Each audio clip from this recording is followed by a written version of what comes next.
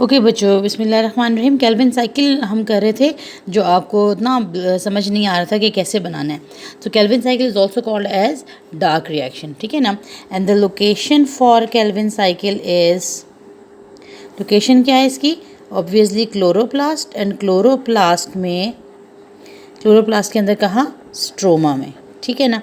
ये बात हमें समझ में आ गई। और हम बात कर रहे थे कि कार्बन डाइऑक्साइड, ठीक है।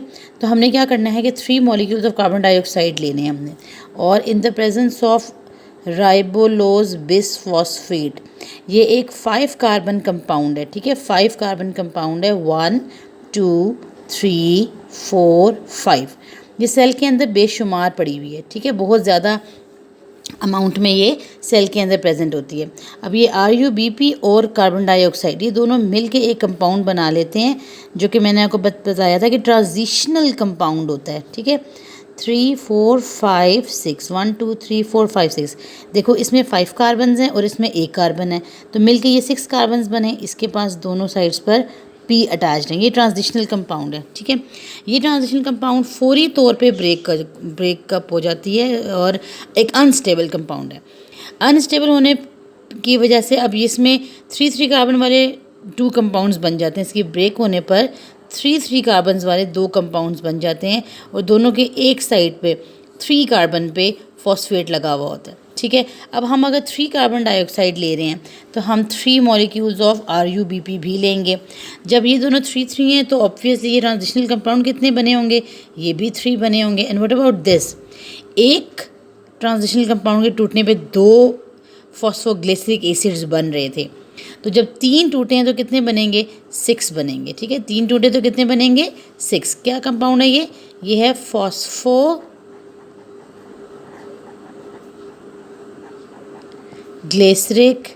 एसिड, ठीक है। ये एक एसिड है।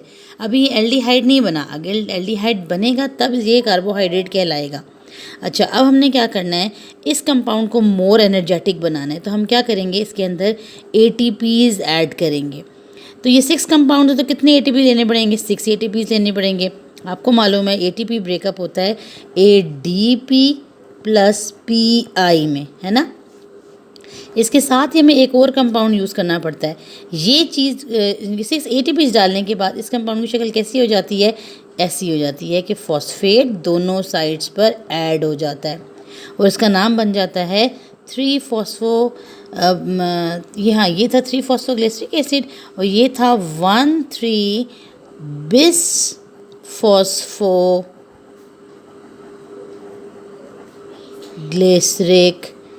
एसिड। ये देखो, अभी तक एसिड है, ठीक है।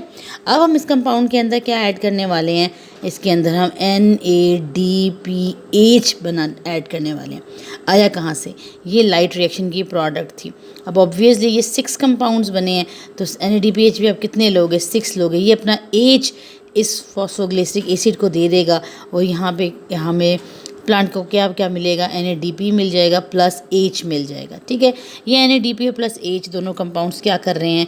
अब ये इस कंपाउंड को रिड्यूस कर रहे हैं, ठीक है ना। हाइड्रोजन ऐड हो रही है इस कंपाउंड में, तो फॉस्फोग्लिसरिक एसिड कन्वर्ट हो जाता है इनटू अ 3 कार्बन कंपाउंड, जो कि एक ग्लिसरल्डिहाइड होता है। इसका नाम है ग्लिसरल्डिहाइड 3 फॉस्फेट। मतलब वंस अगेन कार्बन नंबर 3 पे एक फॉस्फेट ग्रुप प्रेजेंट है। इसके लिए वर्ड यूज़ किया जाता है, एब्रीविएशन यूज़ की जाती है G3P। ये कितने कंपाउंड थे? 6। तो ऑब्वियसली ये भी कितने बने? 6, ठीक है। अब ये ग्लिसरिक एसिड कन्वर्ट हो गया है ग्लिसरल्डिहाइड में, ठीक है। एक फंक्शनल ग्रुप एसिडिक यहाँ पे फंक्शनल ग्रुप था, अब यहाँ पे एल्डिहाइडिक फंक्शनल ग्रुप है, राइट। अब ये फंक्शनल ग्रुप्स कैसे चेंज हुए हैं? वो ऑब्वियसली फार्मूलाज तो आपके कोर्स में है नहीं, तो फार्मूलाज अगर आपको पता चल जाते हैं तो आप आसानी से ये समझ लेते। लेकिन फ़िलहाल जितना आपकी किताब में है उसके मुताबिक ही चलो कि NADPH कन्वर्ट हो गया इंटू NADP और हाइड्रोजन आइंस। हाइड्रोजन आइंस आपने इस फॉस्फोग्लिसरिक एसिड को दे दिए, and then they will form 6 molecules of glyceraldehyde 3-phosphate. And among these 5 glyceraldehyde 3-phosphate, one G3P will go to the cell and will form a sugar molecule. कैसे बनाएगा? Obviously 1 G3P plus 1 G3P मोर, यानी कि ये cycle 2 बार चली तो फिर 2 G3P ऐसे मिले जिसमें सारी कार्बन्स जो थी वो एटमॉस्फेरिक थी, ठीक है, और ये शुगर बना देगा। तो what about the rest of the 5 G3Ps? तो जो 5 G3Ps थे वो सारे क्या हो जाते हैं, रीअरेंज हो जाते हैं और रीजेनरेट करते हैं RUBP, ठीक है, by utilising 3 more molecules of ATP। ये 3 ATPs कन्वर्ट हो जाते हैं 3ADP + 3PI और ये RUBP रीजनरेट हो जाता है। तो इस तरह हमने देखा कि सबसे पहले कार्बन डाइऑक्साइड सिस्टम का पार्ट बनी, RUBP का हिस्सा बन गई और जुड़ गई। इसको हम कहते हैं कार्बन फिक्सेशन। तो पहला स्टेप क्या होता है, कार्बन फिक्सेशन, फिक्स हो गई कार्बन, ठीक है। दूसरा स्टेप क्या होता है, यहाँ पे रिडक्शन हुई थी, ये एच ऐड हुआ था, तो दूसरा स्टेप क्या हुआ, रिडक्शन। सही सही ठीक हो गया, मेरे साथ हैं सारे, रिडक्शन हो गई। और फिर तीसरा स्टेप क्या हुआ, regeneration of RUBP, regeneration of RUBP। सो ये हमने प्रोडक्ट्स बना लिए, हमने केल्विन साइकिल चला लिया। एक दफ़ा इसको पढ़ लो। और ये एक RUBP क्या चीज़ है, अभी थोड़ा सा देख लेते हैं। RUBP